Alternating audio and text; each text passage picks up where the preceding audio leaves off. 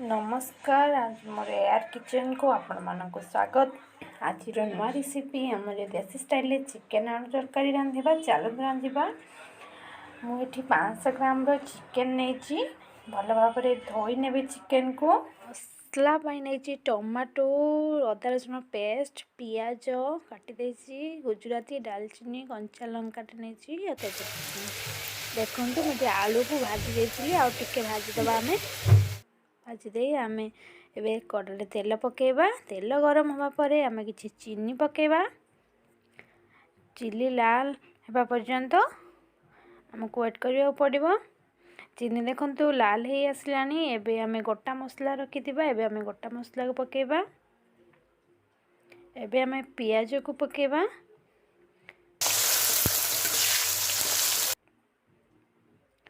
देखु पियाज को भल भाव कुक करेंगे।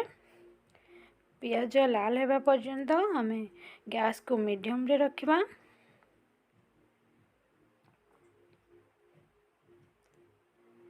देखु प्याज आमर लाल हो आसलानी।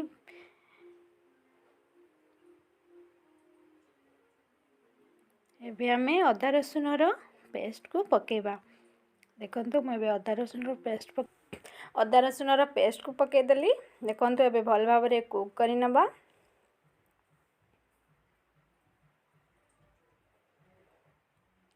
एबे आम हलदी गुंड लंका गुंड और लुण स्वाद अनुसार पकेबा। देखु मु हलदी पकईदेली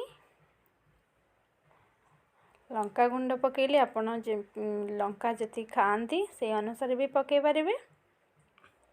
मु लुण स्वाद अनुसार पकईदेली। एबे आम भल भाव कुक कर नबा।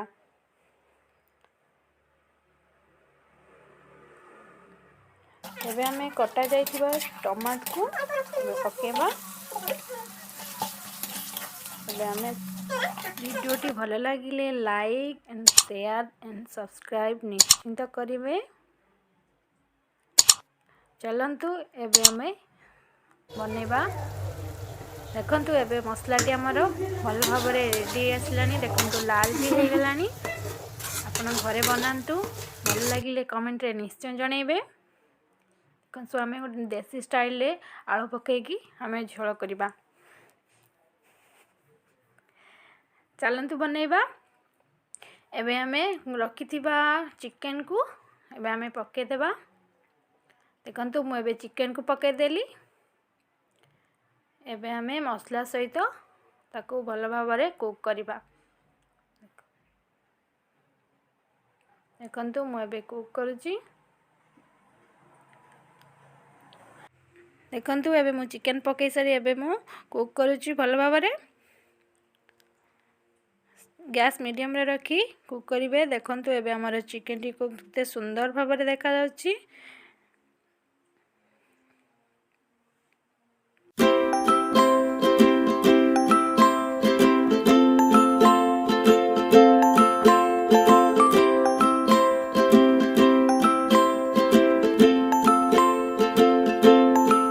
एबे हमें भाजी थिबा आलू को एबे पकेबा।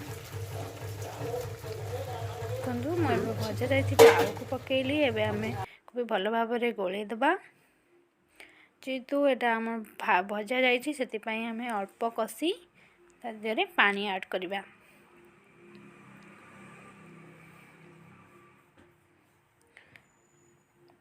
देखु एबे आम पानी ऐड करदबा।